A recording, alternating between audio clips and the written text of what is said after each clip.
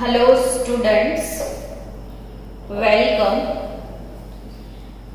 Chemistry में जो complex compound chapter अभी चल रहा है, तो ऑलमोस्ट उसके लास्ट 1 और 2 टॉपिक हमारे बाकी हैं। सो आज last but not the least ऐसा एक टॉपिक हम स्टार्ट करने के लिए जा रहे हैं, which is stability of complex compound.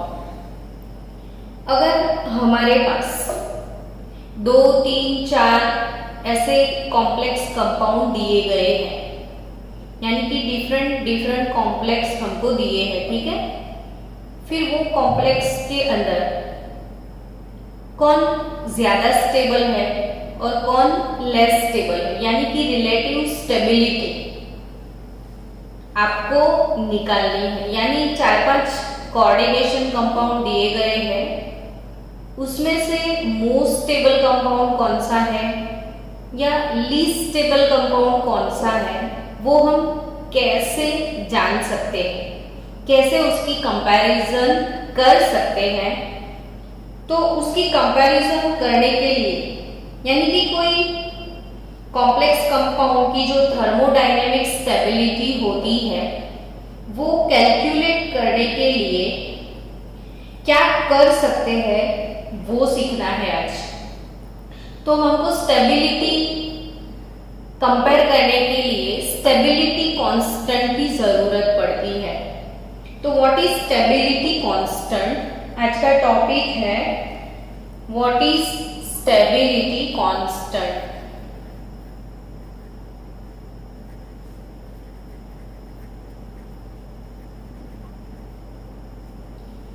So the stability of a complex in a solution refers to the degree of association between two species involved in a state of equilibrium. Generally, the stability is expressed by the magnitude of equilibrium constant. मतलब नहीं समझ में आया है तो for example, degree of association तो वैसे भी जानते हो ना, कि 2 स्पीसीज जब एसोसिएट होके कोई प्रोडक्ट देते हैं तो वो कितने प्रपोर्शन में एसोसिएट होते हैं, उसको बोला जाता है डिग्री ऑफ एसोसिएशन। एक कॉमन थिंकिंग, पहले ये चीज सोचो कि मेटल और लिगेंड, इन दोनों के बीच में रिलेशन बनता क्यों है। तो मेटल जनरली इलेक्ट्रॉन एक्सेप्टर है। मेटल जनरली क्या है, इलेक्ट्रॉन एक्सेप्टर है। और लिगेंड जनरली क्या है, इलेक्ट्रॉन डोनर है, ठीक है।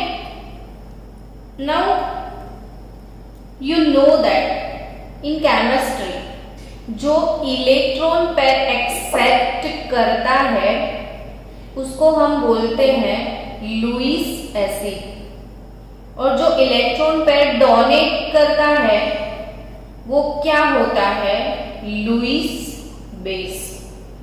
यानी बट ऑब्वियस है ना, एसिड और बेस दोनों के बीच में इंटरेक्शन होगा ही होगा। एसिड का बेस के साथ इंटरेक्शन ना हो वो तो पॉसिबल ही नहीं है। हाँ, लेकिन इंटरेक्शन कैसा होगा वो डिपेंड करता है कि लिगेंड कितना स्ट्रॉन्ग डोनर है। अगर लिगेंड बहुत स्ट्रॉन्ग है, यानी कि वो इलेक्ट्रॉन डोनेट करने की टेंडेंसी बहुत ही ज्यादा रखता है, वो जितना फास्ट इलेक्ट्रॉन डोनेट करेगा, यानी वो जितना ज्यादा बेसिक होगा उतना लिगेंड स्ट्रॉन्ग है। वैसे स्ट्रॉन्ग लिगेंड कौन होता है, तो जो मैक्सिमम बेसिक होता है। अब लिगेंड स्ट्रॉन्ग है, वो स्ट्रॉन्ग बेस है, तो बहुत ही फास्ट वो मेटल को इलेक्ट्रॉन डोनेट करेगा, यानी कि मेटल और लिगेंड के बीच में इंटरेक्शन बहुत ही ज्यादा होगा। और जब इंटरेक्शन बहुत अच्छा होता है तो डिग्री ऑफ एसोसिएशन भी बहुत ही ज्यादा होगी, यानी एसोसिएशन के चांस यहाँ पे बढ़ जाते हैं जब दोनों के बीच में बहुत अच्छा इंटरेक्शन होता है। Common logic. तो सीधी सादी हम ये चीज भी बोल सकते हैं ना कि लिगेंड जितना स्ट्रॉन्ग है कंपाउंड उतना ही स्टेबल होता है। तो यहाँ पे जो स्टेबिलिटी है वो डिग्री ऑफ एसोसिएशन से कैसे कैलकुलेट करते हैं वो समझते हैं। For example, metal plus 4 moles of ligand हमारे पास है और कोई कॉम्प्लेक्स बनता है Ml4। तो यहाँ पे इक्विलिब्रियम एस्टैब्लिश होगा। अगर इक्विलिब्रियम एस्टैब्लिश होता है, इक्विलिब्रियम यानी क्या कि वो फॉरवर्ड डायरेक्शन में भी रिएक्शन होता है, रिवर्स डायरेक्शन में भी रिएक्शन होता है, और रेट ऑफ फॉरवर्ड रिएक्शन और rate of reverse reaction equal हो जाते हैं, तो उसको बोला जाता है इक्विलिब्रियम। अब जो इक्विलिब्रियम है उसके लिए इक्विलिब्रियम कांस्टेंट, इक्विलिब्रियम कांस्टेंट के इक्विलिब्रियम कैसे लिखते हैं? तो concentration of product upon concentration of reactant. So यहाँ पे concentration of product Ml4 upon concentration of metal ion into concentration of ligand raise to 4, यानी 4 मोल लिगेंड है इसलिए। सो ये वाले इक्वेशन का इक्विलिब्रियम कांस्टेंट के equilibrium and K equilibrium is also known as stability constant। इसको ही हमने क्या बोलना है? स्टेबिलिटी कांस्टेंट, और इसका सिंबल चेंज कर दिया है बीटा। तो K इक्विलिब्रियम जो है बच्चों उसको ही आप क्या बोलोगे? Stability constant beta. तो ये बीटा कैसे कैलकुलेट करोगे? तो concentration of Ml4 upon concentration of M upon concentration of ligand raise to 4। So यहाँ पे डेफिनेटली आप बोल सकते हो कि larger is the stability constant, larger is the stability constant beta, the higher is the proportion,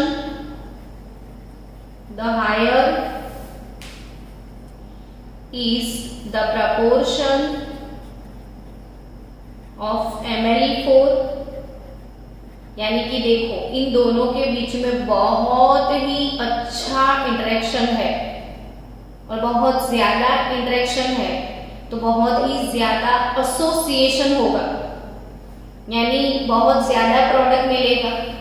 so amount of product increase हो गया तो ऑब्वियसली स्टेबिलिटी कांस्टेंट भी इंक्रीज होगा।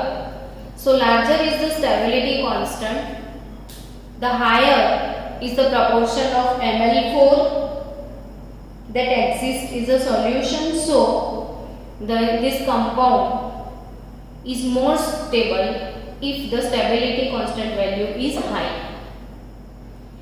तो यहाँ पे ये जो Ml4 है उसके लिए और एक दो चीजें जो आपकी टेक्स्ट बुक में दी गई है उसको समझते हैं हम कि भाई फर्स्ट स्टेप होगा।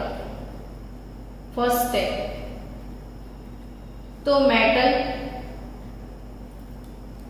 प्लस एक लिगेंड कनेक्ट होगा, it will gives us Ml। First step में एक लिगेंड कनेक्ट होता है तो उसका स्टेबिलिटी कांस्टेंट और equilibrium constant K1 will be concentration of Ml upon concentration of M into concentration of L, equation number 1। Now in second step what will happen here? तो Ml plus L gives Ml2 then stability constant K2 will be concentration of Ml2 upon concentration of Ml into concentration of L.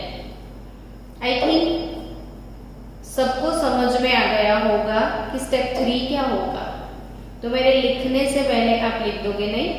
हाँ madam, अब Ml2 में और एक ligand आ जाएगा, है ना? बन जाएगा क्या? Ml3।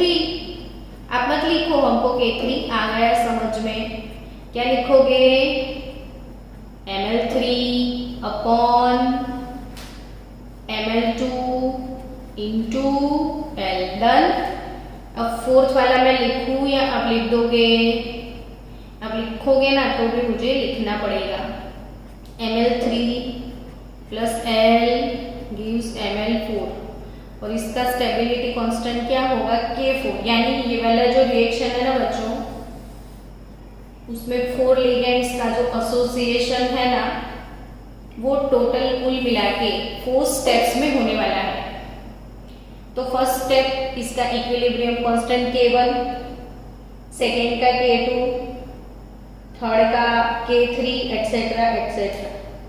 बट एक चीज याद रखना बच्चों कि ये जो स्टेबिलिटी कांस्टेंट है ना, वो स्टेप बाय स्टेप क्या रिलेशन होगा उसमें?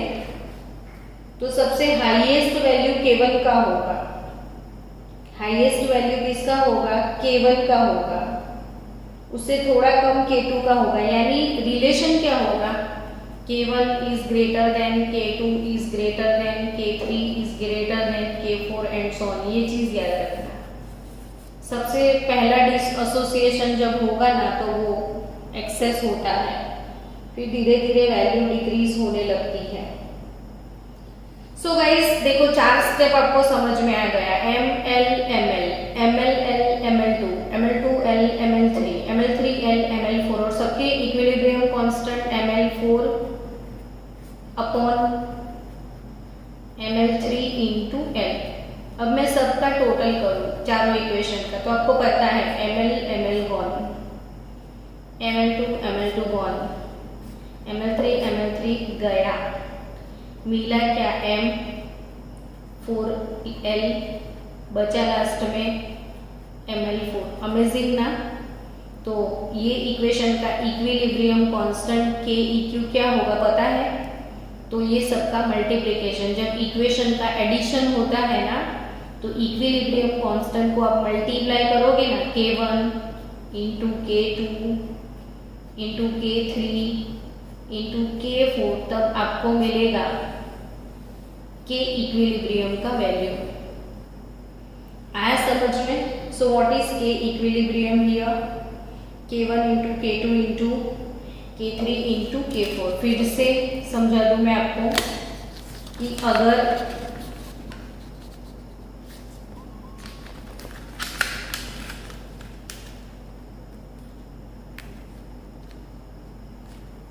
अगर कोई general reaction metal plus N मोल L, N मोल लिगेंड है, कॉम्प्लेक्स बन रहा है MLN, तो इसका स्टेबिलिटी कांस्टेंट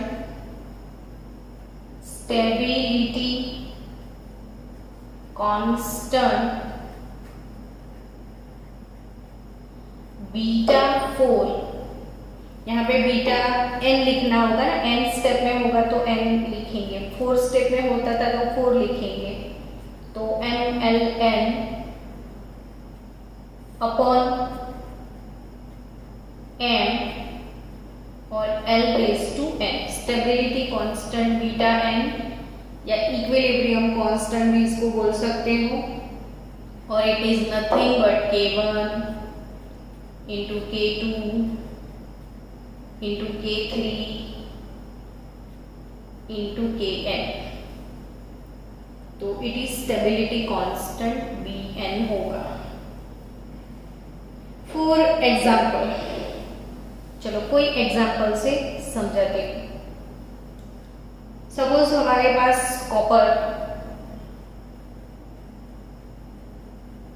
NH3 4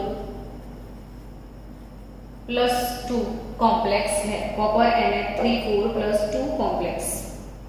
तो वो स्टेप वाइज एडिशन से मिलने वाला है, वो तो आपको सबको पता है। तो वो स्टेप वाइज एडिशन उसके कौन से होंगे वो समझो।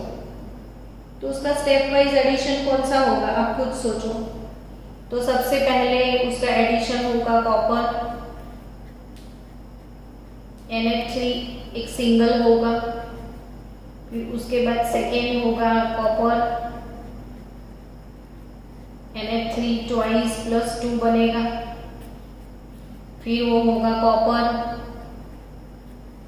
NH3 थ्राइस प्लस 3 बनेगा, और बाद में वो कॉपर NH3 4 प्लस 2 बनेगा, यानी कि वो 4 स्टेप में डेवलप होगा। अगर इसके स्टेबिलिटी कांस्टेंट, इसका स्टेबिलिटी कांस्टेंट K1 है, इसका K2 है, इसका K3 है और इसका K4 है, तो ये जो ओवरऑल रिएक्शन होगा ना उसका स्टेबिलिटी कांस्टेंट क्या बनेगा। तो copper 4NH3 gives copper NH3 4 plus 2 होगा। सो इसके लिए स्टेबिलिटी कांस्टेंट जो है बीटा 4, क्योंकि वो 4 स्टेप में कंप्लीट होने वाला है, तो क्या लिखोगे आप। तो Cu NH3 4 plus 2 upon copper plus 2 का कंसंट्रेशन और अमोनिया का concentration raise to 4।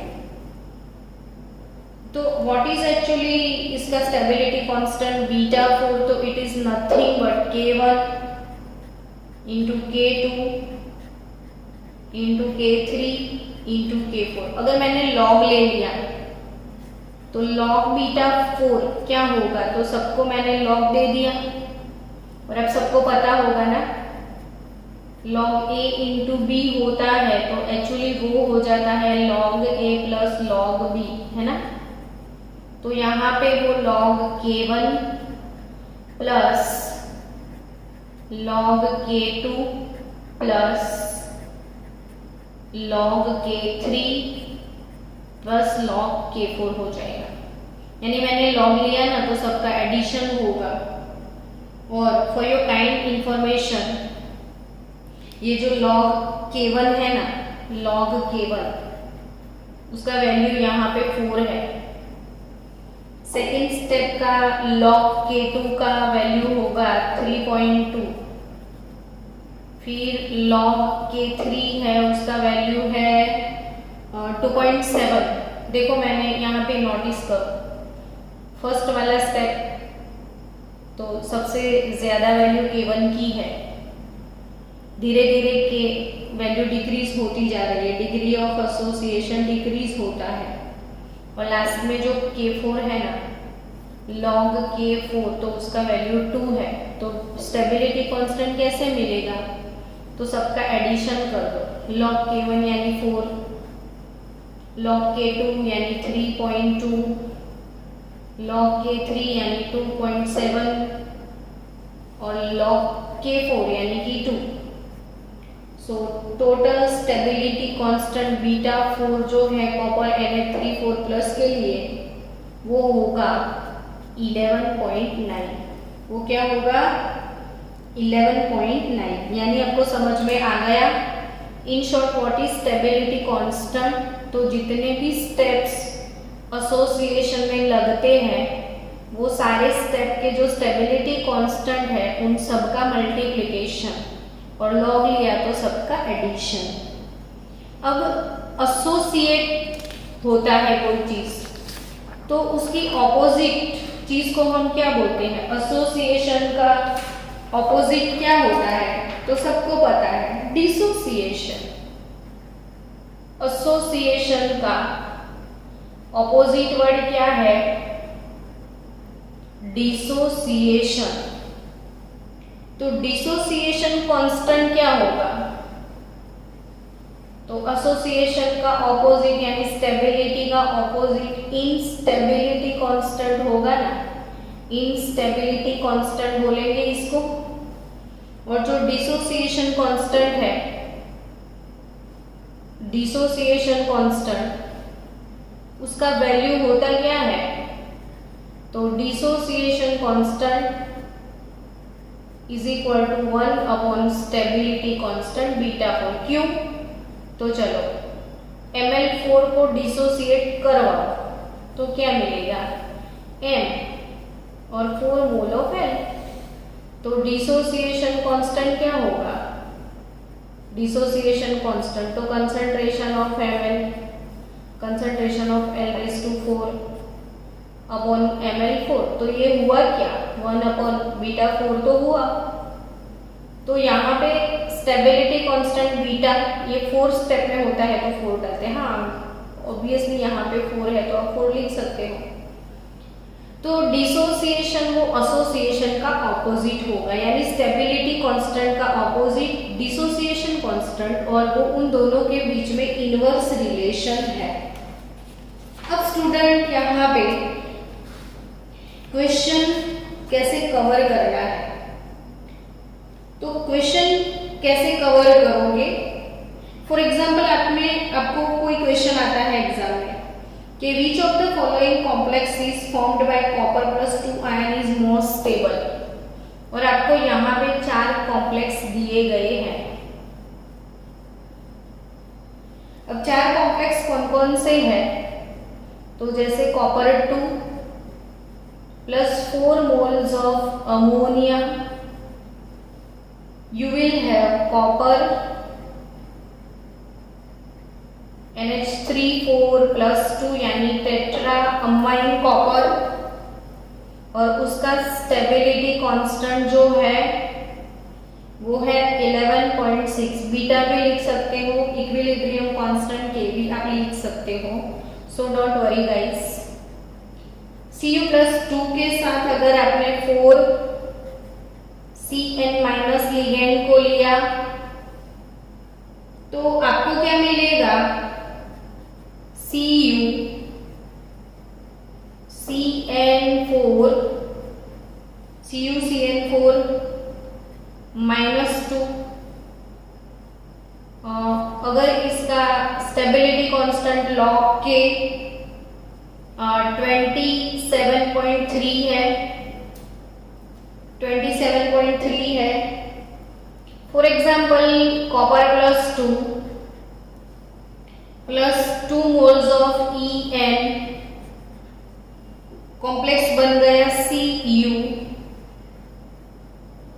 En twice plus 2, इसका स्टेबिलिटी कांस्टेंट है लॉग के 15.4। कॉपर +2 प्लस 4H2O, ये सारे इक्विलिब्रियम में है, तभी तो इक्विलिब्रियम कांस्टेंट मिलता है।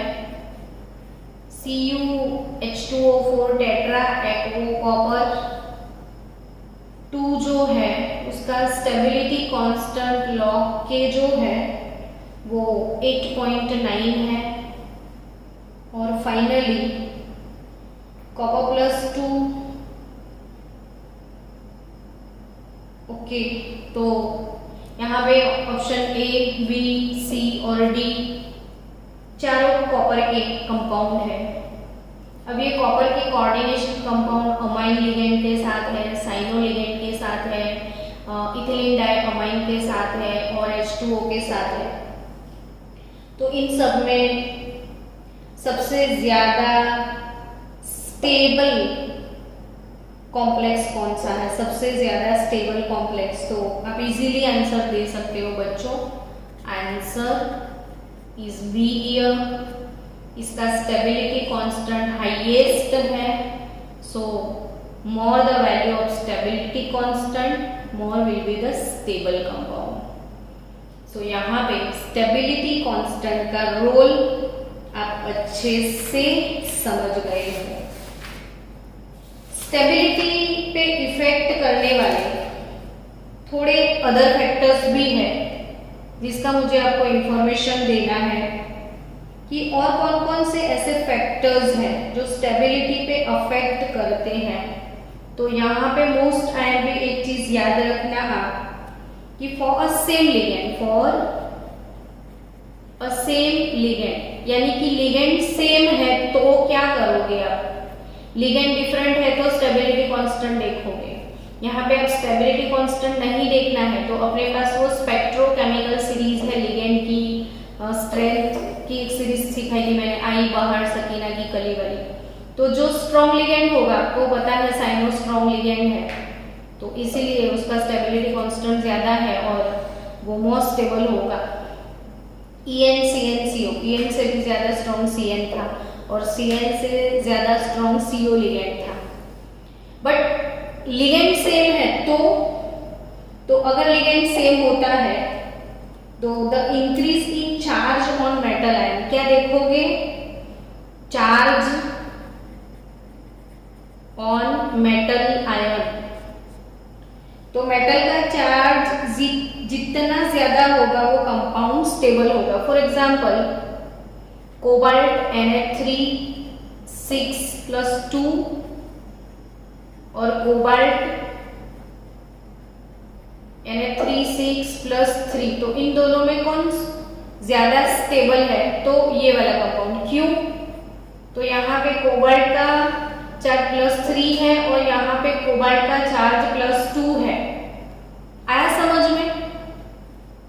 और यहाँ पे एक सीरीज जस्ट वो कॉम्पिटिटिव लेवल के लिए बच्चों याद रख लेना आप कि फर्स्ट ट्रांजिशन सीरीज की बात करें तो उनके डाइवेलेंट स्टेट में स्टेबिलिटी ऑर्डर क्या रहेगा, तो शक्तिना VCr पर मने फेको निकुंज। तो यहाँ पे स्टेबिलिटी ऑर्डर जो है डाइवेलेंट स्टेट का, तो आपको याद रखना है कि इसमें सबसे ज्यादा स्टेबल कंपाउंड कॉपर +2 के होंगे। Mn से ज्यादा स्टेबल कंपाउंड Fe के हैं, Fe से ज्यादा स्टेबल कोबाल्ट के हैं, कोबाल्ट से भी ज्यादा स्टेबल निकल के हैं और निकल से भी ज्यादा स्टेबल कॉपर के हैं और जिंक से भी ज्यादा स्टेबल कॉपर के हैं, यानी सबसे ज्यादा स्टेबल कंपाउंड कॉपर के होंगे। दूसरी चीज कि लिगेंड जितना छोटे साइज का होता है और उसके ऊपर चार्ज जितना ज्यादा होगा उतना वो स्टेबल कंपाउंड बनाएगा।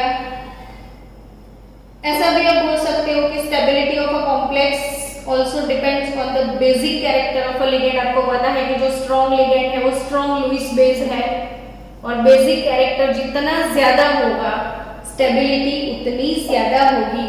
और एक लास्ट बात, चिलेटिंग लिगेंड स्टेबिलिटी पे काफी इफेक्ट करते हैं।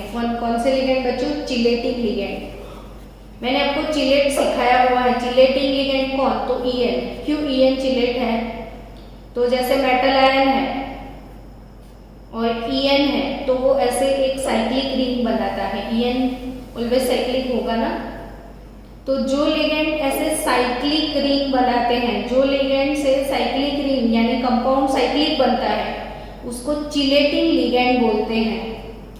तो chelating ligands form highly stable complexes. Greater is the covalent character of Ml bond, higher is the stability here. जितना साइज छोटा, मेटल आयन का साइज जितना छोटा, मेटल आयन का साइज जितना छोटा है, देखो यहाँ पे भी मैंने फेंको नहीं कुछ, तो ये सबसे छोटा है कॉपर। तो मेटल आयन का साइज जितना छोटा है उतना कोवेलेंट कैरेक्टर इंक्रीज होता है। जब भी कोई पॉजिटिव आयन जितना छोटा होगा उतना कोवेलेंट कैरेक्टर इंक्रीज होगा और जितना कोवेलेंट कैरेक्टर इंक्रीज होगा लिगेंड या कॉम्प्लेक्स उतने ही स्टेबल होंगे। सो यहाँ पे स्टेबिलिटी फैक्टर पूरा एक लेक्चर आपका खत्म हुआ। अभी भी अपने चैप्टर का लास्ट टॉपिक बचा है, importance and applications of coordination compound.